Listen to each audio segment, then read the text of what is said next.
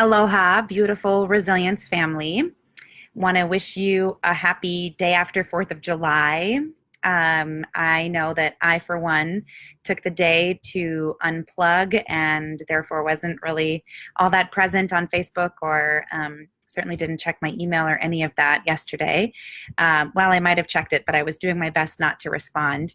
And it kind of goes along with the theme of my most recent blog post and my last video post, which is that, when unexpected things happen, as I've said before, sometimes radical change, you choose it. Sometimes radical change chooses you.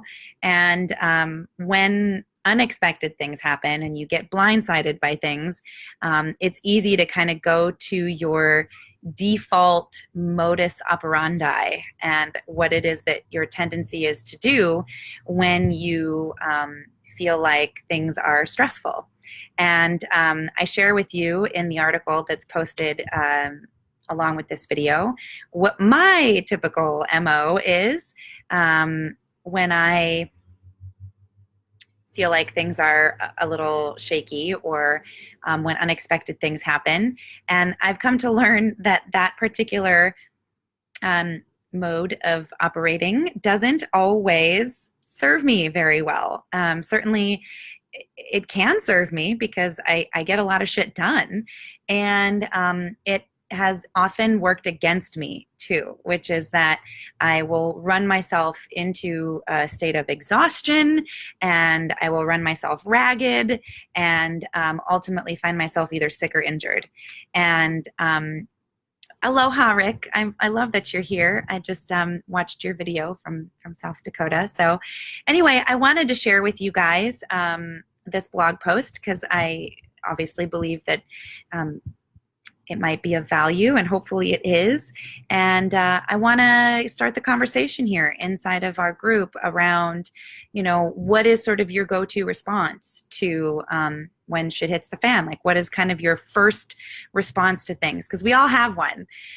Some of us retreat, we hide, and we run away from it, and we reclude. Some of us get into what I call warrior mode and get into a space of doing and action and planning and strategizing.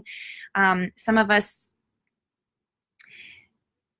go to friends, and even though that's a good thing because it's good to be in community, but sometimes we go to friends by way of looking for distraction. So whatever your particular go-to default responses to shit hitting the fan or things kind of coming out of left field for you, I invite you to share that here. I invite you to consider if that way of approaching those difficult times is serving you, and in what ways does it serve you, because it certainly can in many ways, and in what ways doesn't it serve you, and what ways does it work against what you're creating or who you really want to be.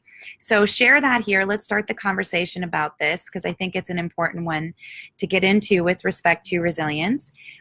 Because when we have a particular way of doing something that's just become ingrained in us, like it's just our habitual response, our kind of go-to programming, sometimes it's good to address it and maybe interrupt that pattern and do it differently if it doesn't ultimately serve your highest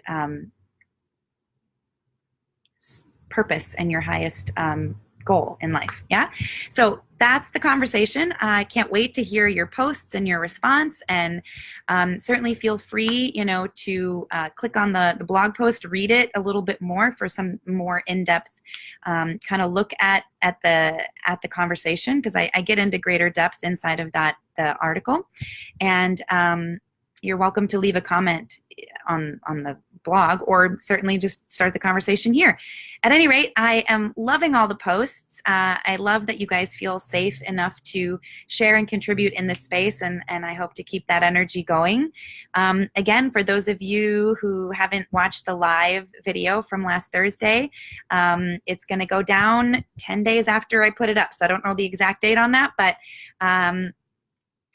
today is a week, so I guess 3 more days. It's going to be up for 3 more days. And so if you want to check it out, watch it. And if you haven't gotten the ebook, send me a PM so that I can send that your way and you can start maneuvering your way through it. We already have a few people who have decided to join the Resilience Small Group Coaching, which is really cool. And I'm really excited about the people that have already come together. And there are still some spots left. So if that's something you're interested in, it's a really nice way to delve deeper into the work. It's a really nice way to be inside of an even more intimate community. And I encourage you guys to explore that. And even if you're like, oh, I don't know if I can, manage that, or, if money is a concern or what have you, still jump on a call with me so that we can see if that's a fit for you. Okay. So can't wait to see your posts. I wish you a beautiful remainder of your Thursday. I am going to go have a meal with one of my Huna sisters, and I wish you all aloha, and can't wait to see your posts here. Namaste and a hui ho.